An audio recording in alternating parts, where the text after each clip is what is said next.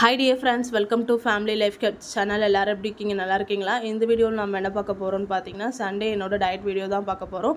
Actually இன்றைக்கி டயட்டா இல்லை seating டேவான்னு கேட்டிங்கன்னா சீட்டிங் டே தான். பட் என்னோட சீட்டிங் டே எப்போதும் எப்படி இருக்கும்னு கேட்டிங்கன்னா ஃபுல்லாகவே அவுட் சைட் ஃபுட்டாக தான் இருக்கும். பட் டுடே வந்து வீட்டு சாப்பாடு தான் ஃபுல்லாகவே எடுத்துக்க போகிறேன்.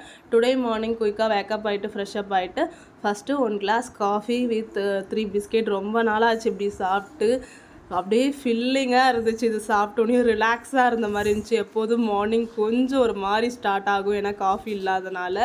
காஃபியோடு சாப்பிடும்போது செமையாக இருந்துச்சு.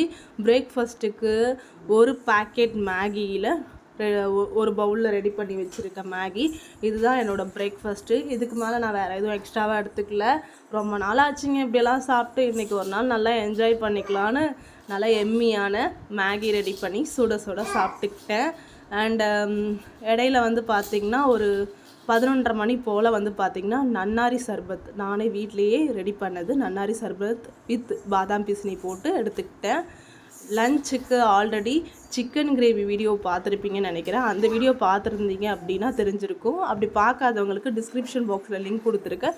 தயவுசெய்து போய் பார்த்து இந்த ரெசிபி ட்ரை பண்ணி பாருங்கள். இது எல்லாமே ஆயில் ரொம்ப கம்மியாக விட்டு ரெடி பண்ண சிக்கன். அண்ட் இதில் வந்து ரொம்ப ஹெல்த்தியாக நிறைய விஷயங்கள் ஆட் பண்ணியிருக்கேன். சின்ன வெங்காயத்துலேயே ரெடி பண்ணியிருப்பேன். இதெல்லாம் நம்மளோட வெயிட் லாஸ் ஜர்னிக்கு ரொம்ப ரொம்ப இம்பார்ட்டன்ட்.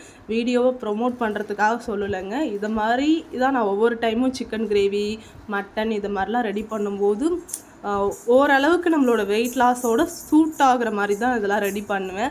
அதுவும் ரசம் வித் சிக்கன் கிரேவி எனக்கு ரொம்ப பிடிக்கும். நான் சிக்கன் கிரேவி வித் ரசம் இதோடு தான் நான் வந்து போவனே ஒழிய எக்ஸ்ட்ராவாக வேறு எதுவுமே எப்போதுமே எடுத்துக்க மாட்டேன். செம்ம டேஸ்ட்டாக இருக்கும், நல்லா ஃபில்லிங்காக இருந்துச்சு. ரைஸ் அதுவும் இன்றைக்கி நிறையா எடுத்துக்கிட்டேன். அண்ட் வந்து பார்த்திங்கன்னா ஈவினிங் ஸ்நாக்ஸு அது மாதிரிலாம் எதுவும் எடுத்துக்கல. அப்படியே எனக்கு அது ஆல்ரெடி லஞ்ச் சாப்பிட்டதே ஃபில்லிங்காக இருந்துச்சு. ஸ்ட்ரைட்டாக டின்னருக்கு 2 தோசை ப்ளஸ் சிக்கன் கிரேவி. அந்த சிக்கன் கிரேவியை மதியானம் செஞ்சதே எனக்கு வீட்டில் இருந்தனால அந்த சிக்கன் கிரேவியோட கம்ப்ளீட் பண்ணியாச்சு இந்த டேவை. இந்த வீடியோ பிடிச்சிருந்துச்சுன்னா லைக் பண்ணுங்கள், ஷேர் பண்ணுங்கள், மறக்காமல் சப்ஸ்கிரைப் பண்ணிக்கிங்க. பக்கத்தில் இருக்க பெல் ஐக்கானை கிளிக் பண்ணிக்கிங்க. பாய் பாய், டேக் கேர்.